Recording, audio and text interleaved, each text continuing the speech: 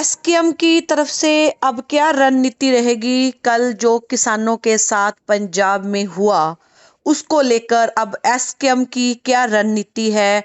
क्या किसान कोई बड़ा फैसला ले सकते हैं?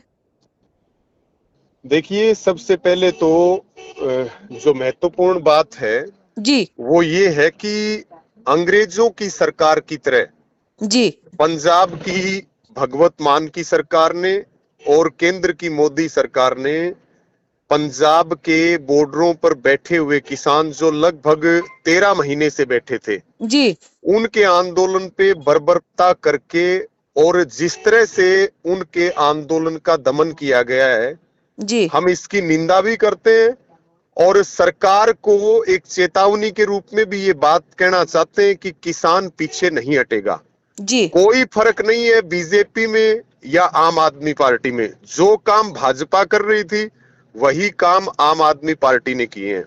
और हैप्पी जी, इसमें ये है, परसों आम आदमी पार्टी के बड़े नेताओं की मीटिंग गृह मंत्री के साथ हुई, जी। कई उद्योगपतियों के साथ हुई और उसके अगले दिन ही एक्शन हो जाता है। जी। डेढ़ डेढ़ महीने बाद मीटिंग करती है सरकार, डेढ़ डेढ़ महीने का सरकार टाइम देती है और उसके बाद जिस तरह से वहां किसान नेताओं को डिटेन किया गया जी। और उसके बाद फिर फोर्स लगा करके किसानों को हटाया गया, तो मुझे लगता है कि आम आदमी पार्टी की छवि किसान विरोधी छवि साबित हो चुकी है और आम आदमी पार्टी को यह समझना चाहिए था कि बीजेपी के साथ खड़े होने से उनको छवि का बड़ा भारी नुकसान होगा। दूसरी बात, जो सवाल आप कर रहे हैं, जी। संयुक्त किसान मोर्चा जो पंजाब के किसान बॉर्डरों पे बैठे थे, निश्चित तौर पर इन मांगों के साथ था और रास्ते अलग अलग हो सकते हैं लेकिन मांगे हमारी एक है। जी। और संयुक्त किसान मोर्चा ने इस दमन का विरोध भी किया और इस दमन के विरोध में आज संयुक्त किसान मोर्चा जो हरियाणा है वो कुरुक्षेत्र में बड़ी संख्या में इकट्ठा हो रहा है और जो मुख्यमंत्री नायब सैनी है भाजपा के, जी। उनके आवास पे प्रदर्शन करेगा और जो हमारा एसकेएम है संयुक्त किसान मोर्चा, वो भी अपनी मीटिंग करके आगे का ऐलान करेगा। उस जी। मीटिंग का और उस निर्णय का इंतजार सभी को है। जी। जैसे कल वार्ता होती है, कल सरकार के साथ किसानों की वार्ता होती है, मैसेज आता है कि वार्ता है वो सफल रही है, लेकिन आगे कुछ कदम आगे चलकर किसानों को उठा लिया जाता है। इसमें आप क्या समझते हैं कि धोखा हुआ है या फिर एक बड़ी साजिश है वो आगे आने वाली है? इसको आप कैसे देखते हैं? एसकेएम के साथ भी नॉन पॉलिटिकल की काफी मीटिंग्स हुई हैं, लेकिन एकता नहीं हो पाई है। कहाँ पेच अड़ा था?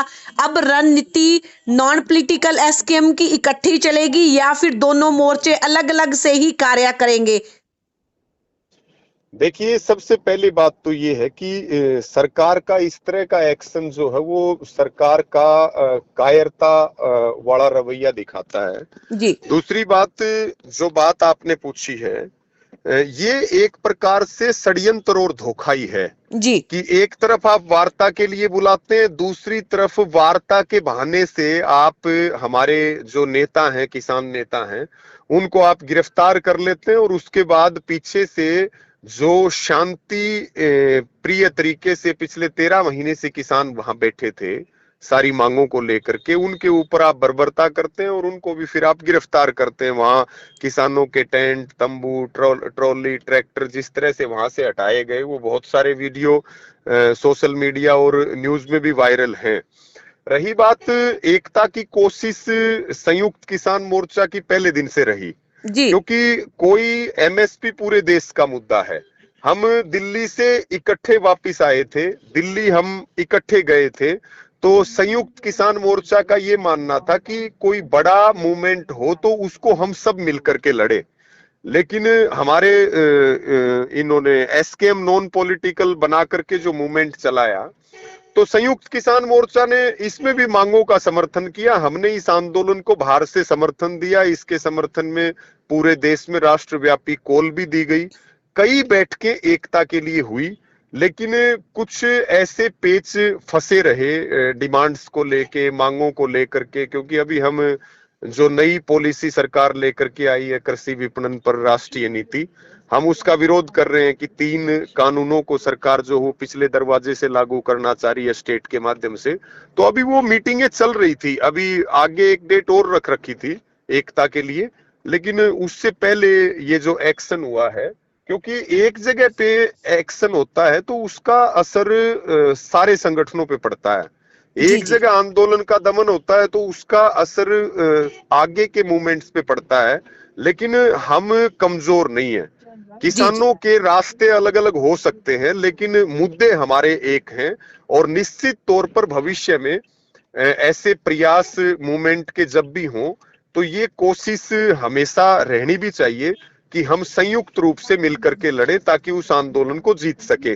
दिल्ली के आंदोलन को हम तभी जीत पाए थे जब पूरे देश के किसान संगठन, किसान लीडर एक धागे में बंद करके जब आए थे, एक मुट्ठी में बंद होकर के आए थे, तो केंद्र की मोदी सरकार को झुकना पड़ा, 3 कानून वापस लेने पड़े, और जो वादे हमारे से किए गए थे उन वादों को पूरा करवाने के लिए हम संघर्षरत हैं, और हमारा संघर्ष जो है वो आगे भी जारी रहेगा। और ये बिल्कुल कंफर्म है कि एकता में ताकत है, जी जी ताकत रवि संयुक्त में है।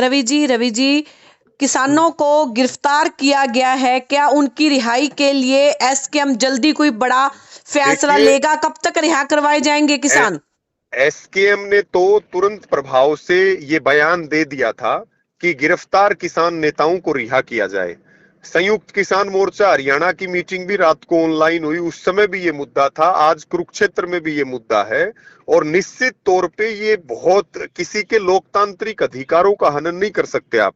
जी हम संविधान के दायरे में रह करके अपने आंदोलनों को करते हैं, हम इस देश के नागरिक हैं, तो हमारे अधिकारों की रक्षा भी संविधान हमें देता है। और जितने भी हमारे नेता गिरफ्तार हैं वो पंजाब की भगवत मान सरकार जो है वो आरएसएस और बीजेपी की गोद से उठने का काम करे और इन सारे नेताओं को रिहा करे, अन्यथा आक्रोश लोगों में पैदा होगा। और भविष्य में अगर पंजाब सरकार ये रवैया रखेगी तो फिर सारे आंदोलन वहीं हुआ करेंगे।